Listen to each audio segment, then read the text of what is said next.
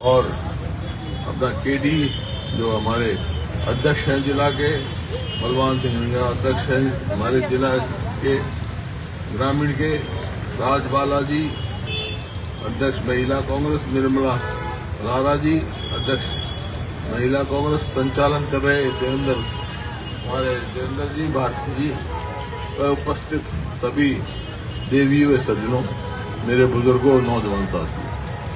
देखिए, आज पूरा देश गणतंत्र दिवस मना रहा है। देश आजाद तो 15 अगस्त 1947 को हो गया था और उस आजादी लाने में बहुत कुर्बानियां हुई, बहुतों ने कुर्बानियां दी, शहीदी दी। शहीद भगत सिंह जैसे आदमियों ने इतने शहीद गिनती नहीं है और बहुतों का नाम पता है। जैसे अभी चर्चा किया सभी ने, साथियों ने, यहाँ से भी बहुत सारे स्वतंत्र सेनानियों का नाम और उनका जो कुर्बानी थी उसका नाम पता है। लेकिन ऐसे भी हैं लोग जिनका गांव और नाम नहीं पता, वो उन्होंने कुर्बान कर दिया अपने देश के लिए। बहुत लाखों ऐसे आदमी भी हैं।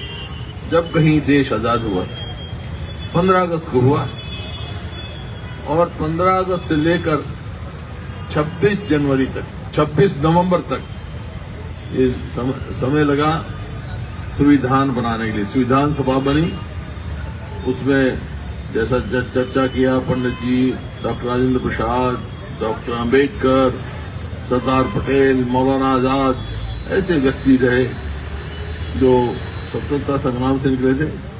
तो 26 नवंबर को संविधान का कार्य पूरा हो गया। लेकिन 26 जनवरी को पूरे देश में गणतंत्र डिक्लेयर किया गया। गणतंत्र का मतलब कि संविधान में ये फैसला देखना था, चर्चा हुई कि भाई हम कौन सा तंत्र अपनाए। राष्ट्रपति का भी तंत्र है और ये प्रजातंत्र जो हमने अपनाया, तो यही फैसला हुआ कि प्रजातंत्र और गणतंत्र हम अपनाएंगे। गणतंत्र का मतलब रिपब्लिक डे, ये जो है लोगों का राज होगा इस देश पर। और 26 को दस्तखत हुए नवंबर में और 26 जनवरी को पूरे देश में ये लागू किया गया। इसका मतलब कि हर व्यक्ति को अधिकार होगा वोट का। उसको अधिकार ये होगा कौन सरकार चलाए, कौन उसका शासक हो, वो फैसला करेगा। और 26 जनवरी के बाद, उसे लागू करने के बाद ये जो फैसला हुआ, हर व्यक्ति की वोट होगी, चाहे वो अरबपति हो, करोड़पति, उसकी भी एक वोट, गरीब से गरीब आदमी की भी एक वोट।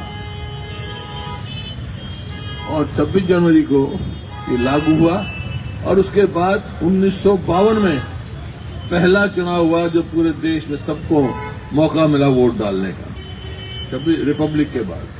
तो आज ऐसा शुभ दिवस है, इतनी कुर्बानियों के बाद हमने ये दिन देखा है। तो इस बात की आप सबको बहुत बहुत बधाई।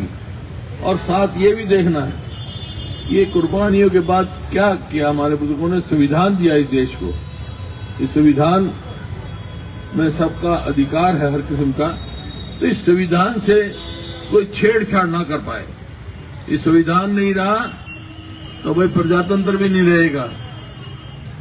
कुछ प्रयास हो रहे हैं संविधान से छेड़छाड़ करने की, वो हम किसी भी प्रकार से संविधान में छेड़छाड़ नहीं होने दें। ये संकल्प आप लेके जाओ यहाँ से। ये संकल्प होना चाहिए कि हम ये नहीं करेंगे। संविधान है, प्रजातंत्र है, जिसकी मेजोरिटी हो, बहुमत हो, सरकार बनाए, जो लोगों की सेवा करे, लेकिन संविधान से छेड़छाड़ ना करे। ये बहुत बड़ी शक्ति है जो हमारे बुजुर्गों ने, संविधान सभा ने जो देश के लोगों को दी है।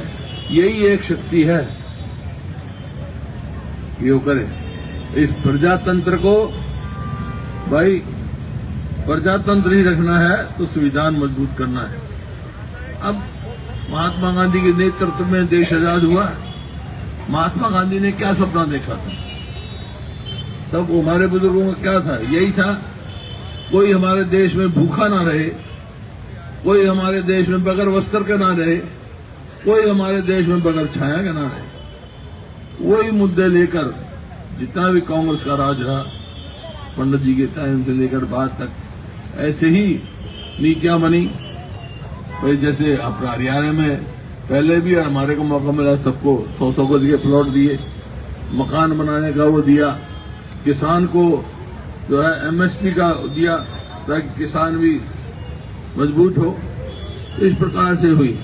और जो ग्राम स्वराज, गांधी जी ने ग्राम स्वराज देखा था। ग्राम स्वराज का मतलब रामराज।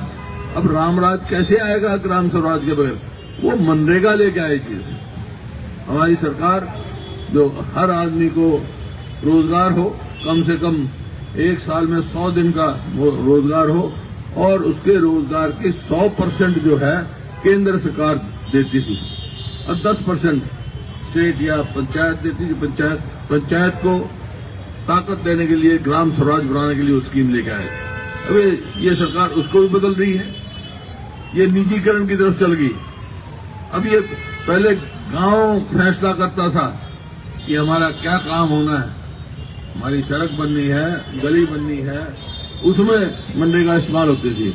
अब फैसला गांव नहीं करेगा, ऊपर से फैसला करेंगे। निजीकरण हो गया, कोई बड़ा ठेकेदार आ गया, उसके यहाँ काम किया तो उसके दे दो, कोई मनरेगा लगा दो। ये चल रहा है। इसमें जो बदलाव ला रहे हैं ये हमारे को मंजूर नहीं है।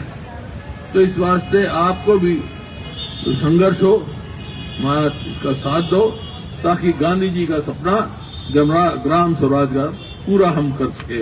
यही संकल्प लेके जाए। मैं इन्हीं शब्दों के साथ आपको फिर से बहुत बहुत बधाई और शुभकामनाएं देता हूं कि आप जो है इस संविधान को मजबूत रखेंगे और स्वतंत्रता दिवस जो मनाया जा रहा है हम इसी प्रकार से मनाते रहें, आपस में प्रेम से रहें और आगे प्रगति करें। बहुत बहुत धन्यवाद। जय हिंद।